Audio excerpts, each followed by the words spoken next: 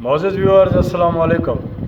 میں حسن عباس آپ کے خدمت میں حاضر ہوں ایک اہم اسٹوری کے ساتھ. وفاقی حکومت نے 2 ستمبر کو صدارتی آرڈیننس جاری کروایا. اس صدارتی آرڈیننس کے ذریعے سندھ اور بلوچستان کے جو جزیرے ہیں وہ وفاقی حکومت کے حوالے کر دیے گئے. وفاق وہاں پر جدید ترین شہر تعمیر کرنا چاہ رہا ہے، لیکن سندھ کے لوگوں کو جب پتہ چلا اس صدارتی آرڈیننس کا تو ایک بہت بڑا کرودھ سامنے آیا اور سندھ کے لوگوں نے اپنے تحفظات کا اظہار کیا. عوامی تحریک نے بہت بڑی ریلی نکال کر کراچی میں اور وفاقی حکومت کو یہ میسیج دیا کہ سندھ کے جو جزیرے ہیں وہ سندھ کے لوگوں کے مرضی کے بغیر وہ وفاق کے حوالے نہیں کیے جا سکتے. یہاں پر وفاق نے 18ویں ترمیم کو بھی اڑا دیا اور صوبائی جغرافیہ حدود کی جو ہے کہ وہ ان کو توڑ کر اور وہاں پر اپنے مرضی نافذ کی. اپنی مرضی سے وہ ان جزیروں کو اپنے کنٹرول میں لیا ہے اور وہاں پر شہر تعمیر کرنے کے لیے بزد ہے. انہوں نے ایک ڈیولپمنٹ اتھارٹی شاید بنا دی ہے جو اس ترقی اور تعمیر کا جائزہ لے گی اور اس پہ کام شروع کرے گی. لیکن سوال یہ پیدا ہوتا ہے کہ وفاق صوبائی حکومت کے بغیر، اس کی اجازت کے بغیر، اس کی اجازت کے بنا ایک صوبائی ملکیت جو ایک صوبے کی ملکیت ہے جو 18ویں ترمیم اس پہ لاگو ہے، وہ کیسے وفاق اپنے کنٹرول میں لے سکتا ہے؟ یہ ایک اہم بات تھی.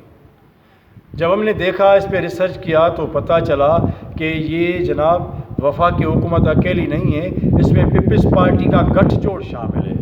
جی ہاں، ایک ڈیل شامل تھی، کیونکہ پیپلز پارٹی ہمیشہ وہ کوشش کرتی ہے کہ وہ ڈیل کے ذریعے اپنے معاملات کو چلائے، ڈیل کے ذریعے اپنے معاملات کو طے کرے. اس کی کرپشن، اس کی ترقی، اس کے سارے جتنے بھی دھندے ہوتے ہیں وہ پاکستان کے ریاستی اداروں کے ساتھ ڈیل کے ذریعے چلتے ہیں. یہ اتنی بڑی تاریخ ہے اس کے ڈیل کی کہ جب سے پاکستان بنائے اور پیپلز پارٹی وجود میں آئی ہے تب سے لے کر آج تک وہ ایک ڈیل کا ایک تسلسل اور ایک تاریخ شامل ہے.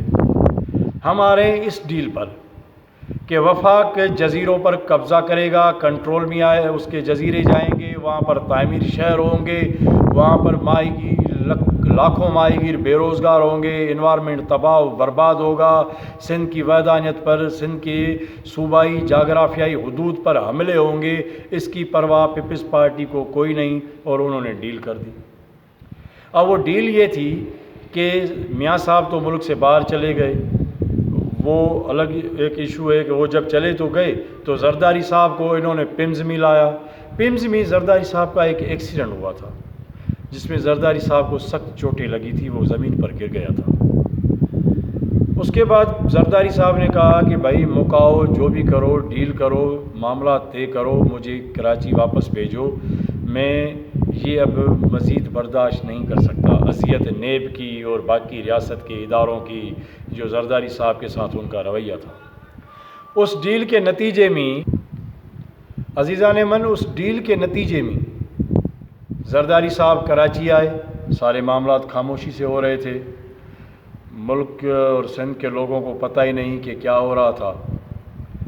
زرداری صاحب کراچی کے ہاسپٹل میں بیڈ ریسٹ پہ چلے گئے، خاموشی اختیار کر لی.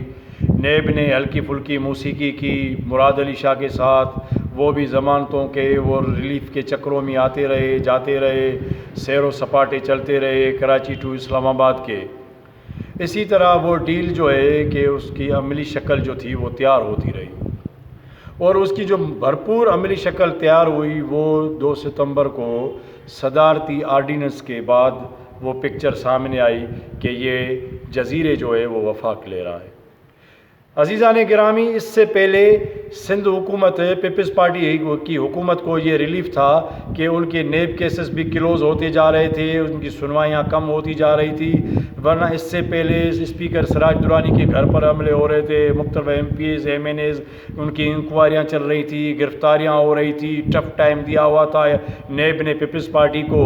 لیکن یہ جب ڈیل ہوئی، جب یہ ڈیل کے اندر سارے ایک سیٹ طے ہوا کہ معاملات اب جو ہے کہ وہ پیچھے جائیں گے، بیک فٹ پہ جائیں گے اور پیپلز پارٹی کو ریلیف ملے گا بشرط کہ پیپلز پارٹی یہ جزیرے وفاق کے حوالے کرے گی۔ لیکن ایسا ہوا نہیں۔ سندھ کے لوگوں نے شدید احتجاج کیا اور اس کے بعد پیپلز پارٹی بیک فٹ پہ چلی گئی اور انہوں نے مذمت جاری کی، پھر انہوں نے اس کو رد کیا تو وفاق نے ایک مارکیٹ میں پیپر پھینکا کہ بھائی یہ تو آپ لوگوں نے خود ہی ہمارے ساتھ ڈیل کی تھی، خود ہی لکھ کے دیا تھا کہ یہ جو جزیرے ہیں ان کے اوپر وفاق آئے اور شہر تعمیر کرے۔ یہ جزیروں پہ نظر تو ملک ریاض صاحب کی بھی تھی۔